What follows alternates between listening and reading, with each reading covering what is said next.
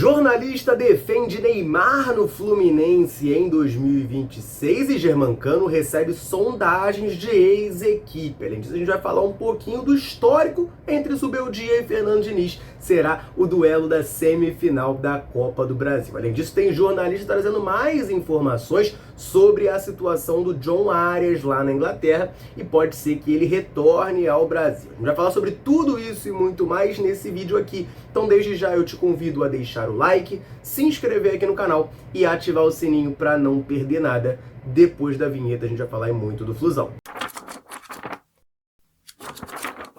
Jornalista defende Neymar no Fluminense em 2026. E aí, para trazer o contexto aqui para vocês, né, não é do nada que esse jornalista falou isso. Por quê? Porque o nome do Neymar foi muito ventilado no Fluminense. A gente lembra que durante a Copa do Mundo de Clubes, ou melhor, antes da Copa do Mundo de Clubes, o Fluminense tentou ativamente a contratação do Neymar. O próprio jogador revelou em entrevista que esteve muito próximo de fechar com o Fluminense. Naquela altura, ele optou por ficar no Santos, entendeu que aquele período de um mês da Copa do Mundo de Clubes seria essencial para ele se recuperar fisicamente e ajudar a sua atual equipe no segundo semestre. Mas a gente sabe que o Mário Bittencourt é um grande fã do futebol do Neymar, e por mais que o Mário não seja, né, a partir do ano que vem mais o presidente do Fluminense, Matheus Montenegro foi eleito e vai tomar posse, a gente sabe que a posição do Mário Bittencourt é bastante influente dentro do clube. Então, a gente sabe que o Fluminense tem algum grau de interesse no Neymar, por mais que o presidente já tenha dado uma declaração no Twitter recentemente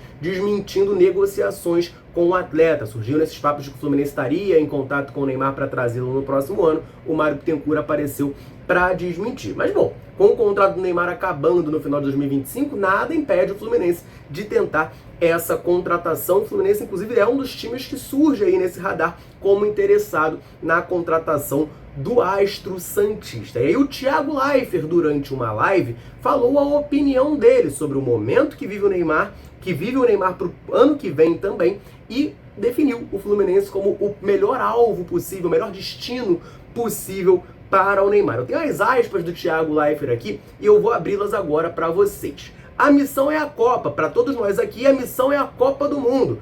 Fora jogar num time que depende demais de você, talvez fosse melhor para a saúde do Neymar, pensando na missão Copa, jogar num time que não dependa tanto dele. Não sei. Gente, vocês falam, propostas vão chegar, caiam na real. Vai chegar, vão chegar. Ele é caro, ele é, mas ele tem 6 meses e já está rico. Ele pode pedir menos, ele pode ajustar o salário, ele pode fazer um contrato de produtividade, um monte de coisa pode acontecer. Tem várias formas de você ser criativo no contrato, então não se apega a esses influenciadores do mal aí, essas opiniões de que o Neymar acabou. É o Neymar, propostas vão chegar, só que para a saúde dele talvez seja melhor jogar num clube que não dependa tanto dele e que tem um excelente departamento de fisiologia e de fisioterapia, de nutrição. Pensando aqui, o Fluminense. Até perguntaram pro Ganso ontem na zona mista. O Fluminense é uma opção muito boa. Tá aí então a declaração do Thiago Leifert, e é verdade, né? No jogo de ontem, logo após a partida, o Ganso faz aquele golaço, ele é perguntado na zona mista, ele até brinca, ele fala: primeiro tem que convencer o Zubeldia a botá-lo de titular antes de falar de trazer algum jogador, mas depois ele fala: não, abre as portas, seria muito bom, né, ter o Neymar, jogar de novo com o Neymar, né, reeditar a dupla Ganso e Neymar. E aí tê-lo no Fluminense é algo que os jogadores em si geralmente olham para o Neymar com muito bons olhos, né? O torcedor e o jornalista geralmente têm uma visão mais crítica de achar que talvez o Neymar já tenha acabado, que o Neymar não vai conseguir desempenhar fisicamente e tecnicamente, mas os jogadores de futebol, enquanto classe em geral, sempre falam muito a favor do Neymar e rasgam muitos elogios. O ponto do Thiago Leifert aqui, eu acho interessante. A questão do departamento de fisiologia, nutrição, fisioterapia do Fluminense, isso aí a gente não precisa falar nada, né? O Fluminense é referência, tem um filé, enfim, a gente sabe que é uma referência. Mas essa questão do Neymar jogar num time que não depende tanto dele, eu acho que pode sim ser um ponto positivo, não só pro Neymar, mas pro Fluminense, né? Aqui o meu objetivo não é ficar analisando o Neymar visando a Copa do Mundo, porque a prioridade é o Fluminense, né? Então, pensando no encaixe no Fluminense, claro, o Neymar teria que reduzir muito essa pedida salarial dele. Ele ganha muita grana lá no Santos. Já vi notícia falando que ele ganha quase mais de 20 milhões de reais por mês. É uma coisa assim assustadora, né? Contando com os patrocínios e tudo mais, claro. Mas assim, um valor assustador. O Fluminense não vai poder pagar isso tudo pro Neymar. Mas tecnicamente falando, né, além da questão das lesões, o Neymar conseguir estar em campo apto, a gente viu final de ano, ele teve algumas lesões lá no Santos, jogou no sacrifício nos últimos jogos, mesmo no sacrifício conseguiu jogar a bola. Dentro de campo, eu acho que o ideal para ele, e aí para o Fluminense poderia ser um ponto positivo, é isso. O Neymar não ser como eu posso dizer, o respiro do time, assim, o principal jogador.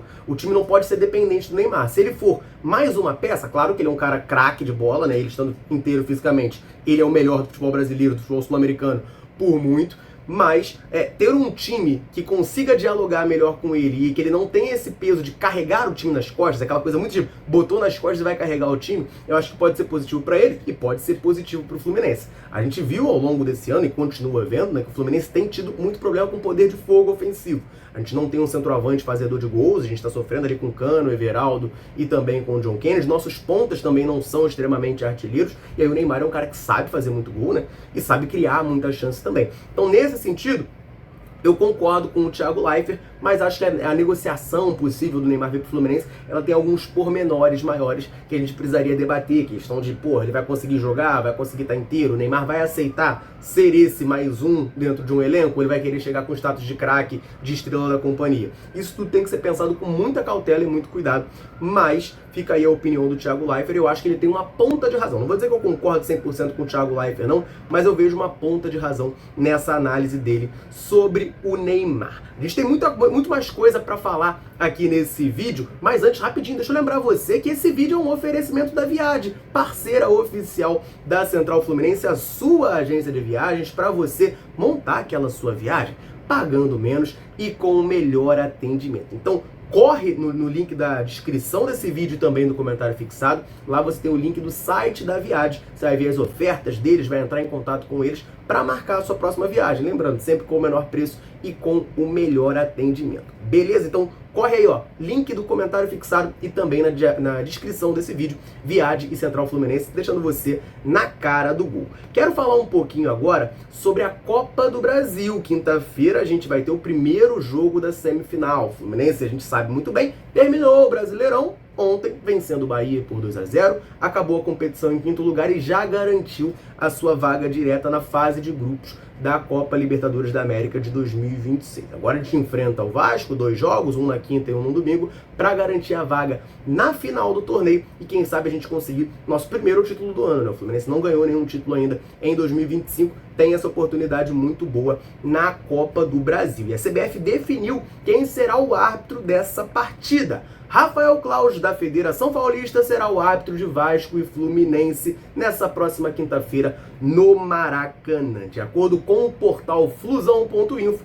o árbitro comandou até o momento 47 jogos do Fluminense. Ao todo, são 13 vitórias do Flu, 10 empates e 24 derrotas, totalizando, portanto, 34,75% de aproveitamento. Além disso, o juiz distribuiu 89 cartões amarelos e 9 cartões vermelhos. Ainda de acordo com o portal, Rafael Claus utilizou o VAR 22 vezes, sendo 11 indecisões favoráveis e 9 indecisões contrárias ao Fluminense. Vale lembrar, recentemente, o Claus foi o árbitro que apitou Grêmio e Fluminense lá na Arena do Grêmio. O Fluminense venceu por 2-1, encerrando um tabu aí, né? Desde 2019, sem vencer o Grêmio lá no Sul. A gente conseguiu essa vitória, foi sob o comando do Rafael Claus. Então, por mais que o retrospecto, né, não seja dos melhores, o aproveitamento é muito baixo, né, 34,75%, a última lembrança é positiva, foi uma vitória muito boa do Flusão. Ele é o cara para comandar a semifinal contra o Vasco. Assim, não me agrada, né? O nome do Rafael Claus não me agrada, é um árbitro muito falado aqui no Brasil, né? É tido como um dos principais da CBF, árbitro FIFA e tudo mais,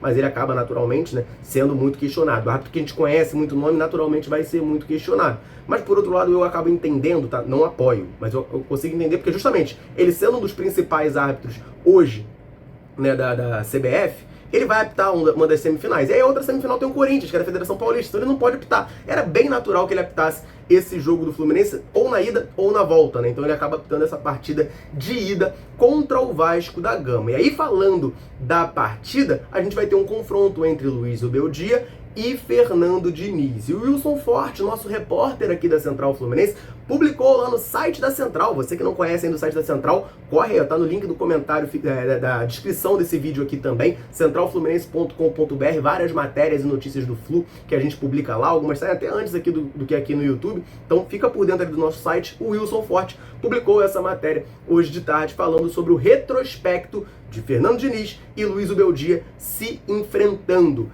De acordo com ele, os dois treinadores já se enfrentaram 5 vezes na carreira. O Diniz venceu 3 e o Zubeldia venceu 2. No entanto, no confronto mais importante entre eles, o Zubeldia levou a melhor. Em 2020, ele treinava o Lanús e o Diniz treinava o São Paulo. Eles se enfrentaram pela segunda fase eliminatória da Copa Sul-Americana e o time argentino acabou avançando. A primeira partida foi 3-2 na Argentina para o Lanús e na volta o Diniz precisava levar o São Paulo à vitória no Morumbi. A equipe paulista foi para o vestiário perdendo por 2-1, reagiu no segundo tempo conseguindo a virada por 4-2 e no finalzinho do jogo o Gabriel Sara faz o gol, o Diniz tira os dois atacantes para colocar dois zagueiros e aí, aos 93 minutos, o Lanús diminui, termina por 4-3 e o Zubeldia acabou superando o Diniz e passou de fase na Copa Sul-Americana. Aí, uma coisa bem pouco comum na carreira do Fernando Diniz, né? Tava conseguindo vencer por 4-2 e ele optou por retrancar o time, tirou dois atacantes, botou dois zagueiros e acabou sendo punido, tomou o gol. Acho que isso explica muito, né? Porque o Fernando Diniz raramente faz essas coisas. Quando ele fez, acabou sendo punido, foi justamente pelo Zubeldia que acabou avançando na Copa Sul-Americana. Então, pra galera um pouco mais supersticiosa, fica aí essa informação positiva, né? Quando eles se enfrentaram em mata-mata, deu Luiz Zubeldia, atual técnico do Flusão. Quero falar um pouquinho de mercado da bola, algumas sondagens que estão surgindo, mas antes deixa eu rapidinho aproveitar para dar uma moral para a galera tricolor ligada aqui na Central, sempre nos dando aquela moral. Em todo vídeo eu convido você ligadinho aqui no canal a comentar aqui embaixo, me falar o seu nome, de onde você está nos acompanhando. A gente se amarra em saber até onde nesse mundo gigantesco a Central Fluminense alcança. A galera chega junto, deixa um comentário e sempre que a gente pode, a gente vem aqui e manda aquele abraço. Então nesse vídeo vou mandar um abraço pro Vander Lúcio, de Governador Valadares, em Minas Gerais, pro João Mar, de Jaru, em Rondônia, pro Valdir, de Duque de Caxias, pro Aldo Milton, de Peritoró, no Maranhão, e também pro Da Mata, de Petrópolis. Um abração pra galera tricolor ligadinha na Central Fluminense, convite mais do que reforçar. Quer que a gente mande um abraço, um salve, cite o seu nome? Então comenta aqui embaixo, me fala o seu nome e de onde você está nos acompanhando. Combinado? Vamos falar dessa informação aqui sobre o John Arias. A gente vem acompanhando essa mini novela desde que o John Arias deixou o Fluminense, está no Wolverhampton da Inglaterra. Só que por lá ele não está conseguindo jogar bem, está sendo muito criticado pela torcida, por vezes até fica no banco de reservas e tudo mais, e aí começou a crescer muito a especulação de times do futebol brasileiro querendo contratar o jogador pouco menos, né, de 6 meses que ele saiu do Fluminense. Agora foi a vez do jornalista Cosme Rimoli, do R7, trazer informações sobre a situação do John Arias. De acordo com o Cosme Rimoli, o Wolverhampton autorizou o staff do John Arias a buscar um novo clube. Aí o jornalista fala que Palmeiras, Flamengo e Cruzeiro têm interesse no meio atacante e monitoram a situação. A princípio, de acordo com ele, o clube inglês quer o mesmo valor que pagou para tirar o Arias do Fluminense, cerca de 22 milhões de euros, cerca de 137 milhões de reais. Ele ainda complementa que a situação deve esquentar nos próximos dias, que o John Arias quer ficar na Inglaterra, mas o Wolverhampton quer fazer dinheiro com uma transferência do meia colombiano. E aí o caminho mais provável é o Brasil, e o jornalista ainda acrescenta que o John Arias ama o Rio de Janeiro, morou muito tempo aqui jogando pelo Fluminense. Vamos lá, gente, alguns comentários que a gente tem que fazer sobre essa situação, tá?